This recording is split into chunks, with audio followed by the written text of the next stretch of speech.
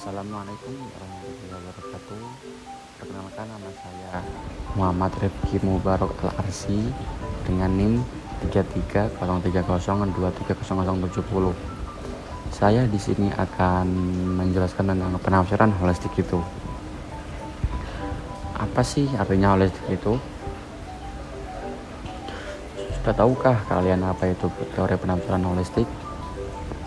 Yaitu mengaitkan suatu naskah hukum dengan konteks keseluruhan jiwa dari naskah hukum itu. Pemahaman utuh akan makna tentang suatu hal dari naskah hukum yang dapat diperoleh jika menyimak dengan teliti seluruh naskah hukum tersebut. Baik, ke slide berikutnya, yaitu tujuan mempelajari sistem holistik. Dalam ilmu hukum, tujuan mempelajari teori penafsiran holistik melibatkan beberapa aspek khusus, yaitu yang pertama, pemahaman hukum sebagai sistem yang terintegrasi. Yang kedua, analisis undang-undang secara menyeluruh. Yang ketiga, keselarasan dan keseluruhan hukum. Yang keempat, pemahaman maksud legislator. Yang kelima, penanganan ketidakpastian hukum. Yang keenam itu penerapan prinsip keadilan.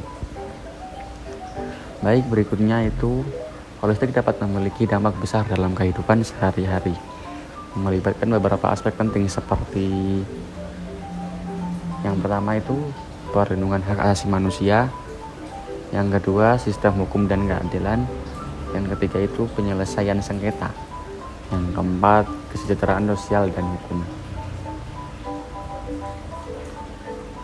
Baik, ke slide berikutnya itu apa sih fungsi holistik?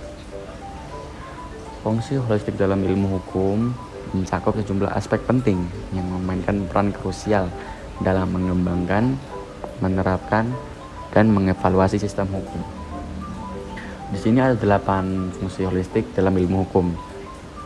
Yang pertama itu pemahaman konteks keseluruhan, yang kedua itu pembentukan dan informasi hukum, yang ketiga pengembangan keterampilan analisis, yang keempat mendukung keadilan dan kesetaraan, yang kelima itu perlindungan hak asasi manusia, yang keenam penyelesaian sengketa yang efektif, yang ketujuh penegakan hukum yang adil dan seimbang, yang kedelapan itu pengembangan kebijakan hukum yang berkelanjutan. Baik, cukup sekian yang saya jelaskan. Mohon maaf apabila jika ada tutur kata yang kurang berkenan di hati Anda, mohon dimaafkan. Sekian dari saya. Wassalamualaikum warahmatullahi wabarakatuh.